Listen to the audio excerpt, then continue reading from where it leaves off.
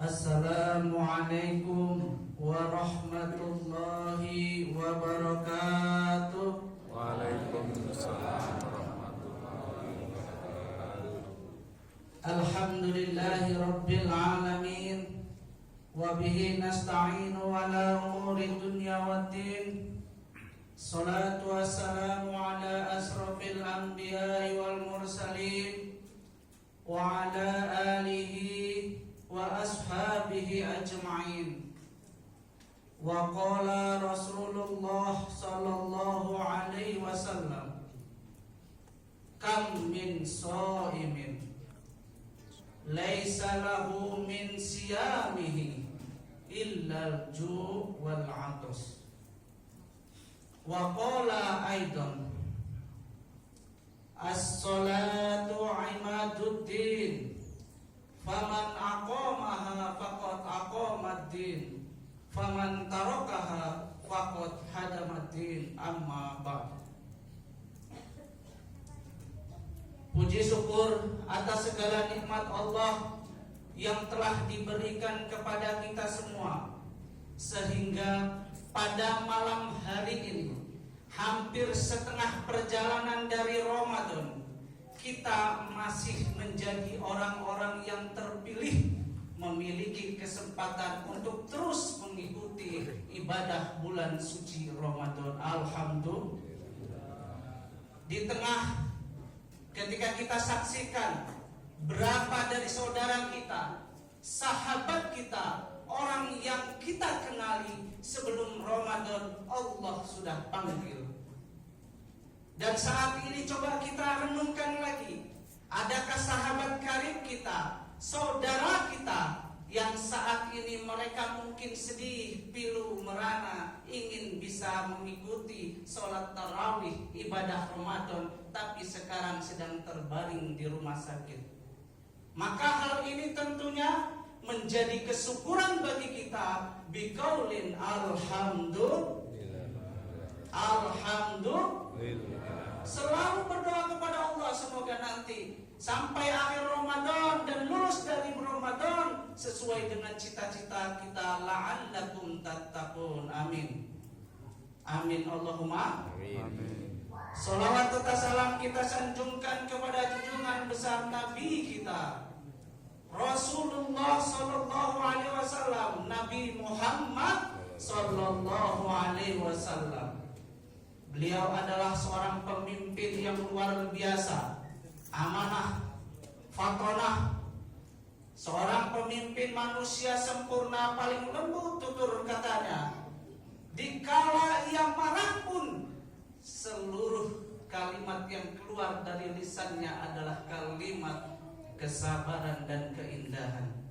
Harapan kita dan doa kita semua, wabil khusus yang malam hari ini melaksanakan sholat di masjid ini, mendapatkan syafaatnya fiddini wa dunya wal akhirah. Amin Allahumma. Jamaah rahimakumullah. Sebelum saya sedikit menyampaikan apa yang saya sampaikan di depan tadi tentang hadis Nabi Muhammad SAW. Tadi sebelum buka puasa saya dapat WA dari Ustadz Aib, meneruskan WA dari Ustadz Sodikin yang minta agar mencari pengganti dan mohon doa dari kita, karena beliau sedang diuji. Ayahanda beliau diberi ujian kecelakaan dan sekarang berada di rumah sakit. Semoga saja ini menjadi ujian yang terbaik, sehingga nanti akan mendapatkan hal yang terbaik dari takdir Allah Subhanahu wa taala. Amin Allahumma. Dan beliau segera diberikan kesehatan, kesembuhan. Al-Fatihah.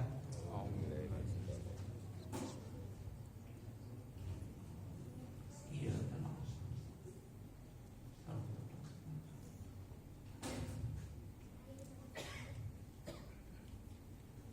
amin Allahumma. Jamaah rahimakumullah. Di atas tadi saya menyebutkan sebuah hadis yang tentunya kita sudah paham dan sering mendengar. Kam min shaimin laisa lahu min siyamihi illa al-ju' wal 'atas.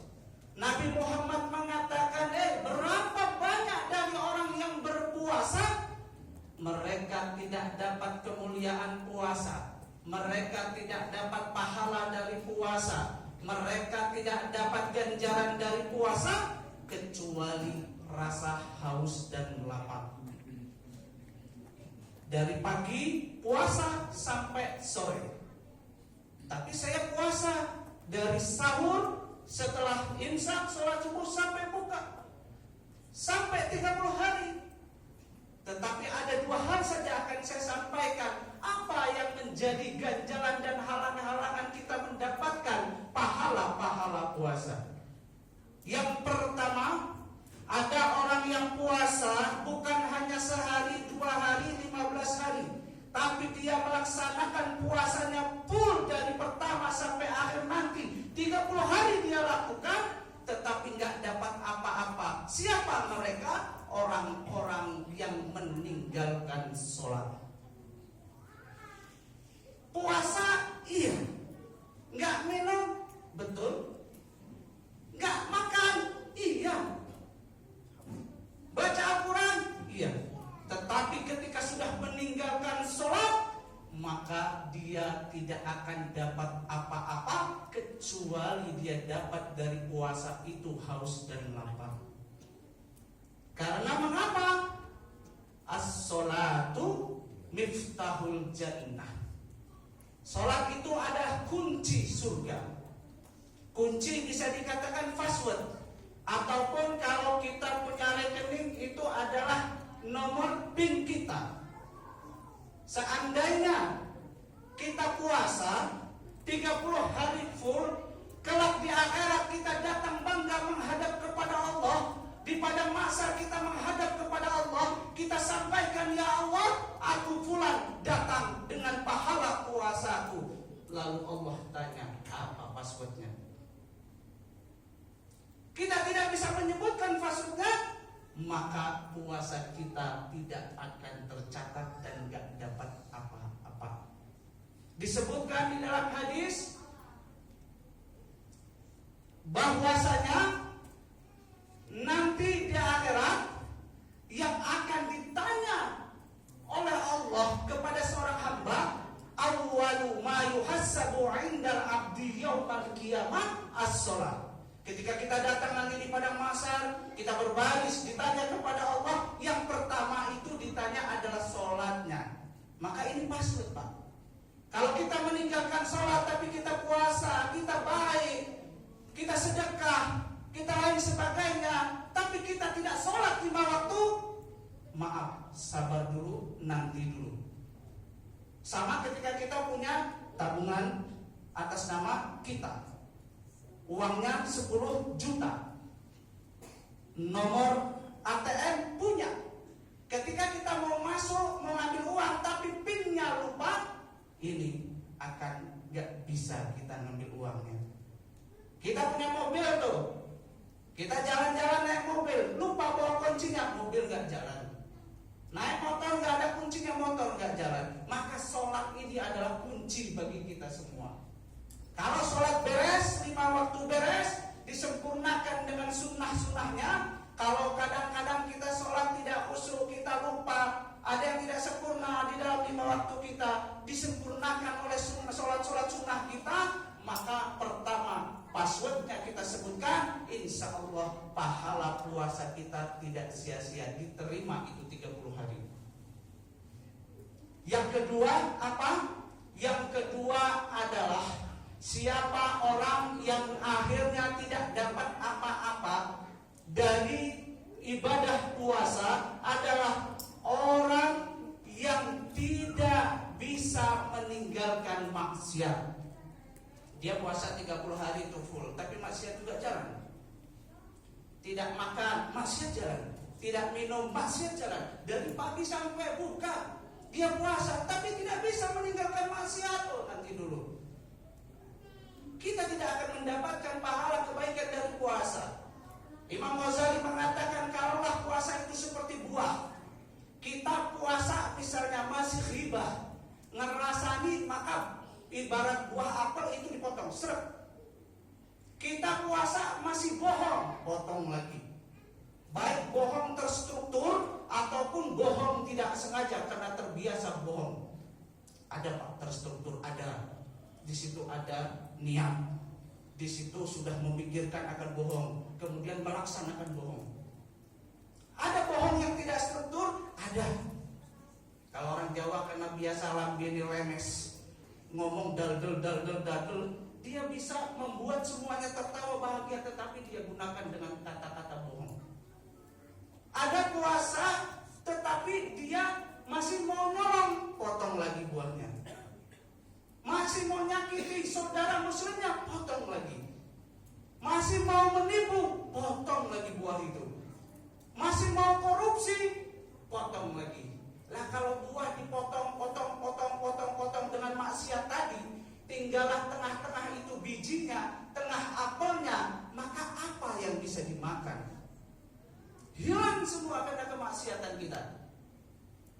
Oleh sebab itu kiranya mari bersama-sama kita jaga sholat 5 waktu kita beserta sunnah-sunnahnya. Yang kedua, seandainya kita berjuang dengan lapar dan haus, menahan mata kita dari maksiat, tangan kita dari maksiat, kaki kita dari maksiat, pikiran kita dari maksiat, kita tahan, berharap apa? Berharap la'allakum tattaqun. Sudah haus, sudah lapar, sudah lemas, tapi kita dapat pendidikan ganjaran pahala puasa dari Allah Subhanahu wa taala. Amin Allahumma. Karena puasa satu hal yang begitu hebat, maka kata Allah, kullu amal ibni adam lahu illa siyam, kata Allah. Semua amal ibadah itu milikmu wis.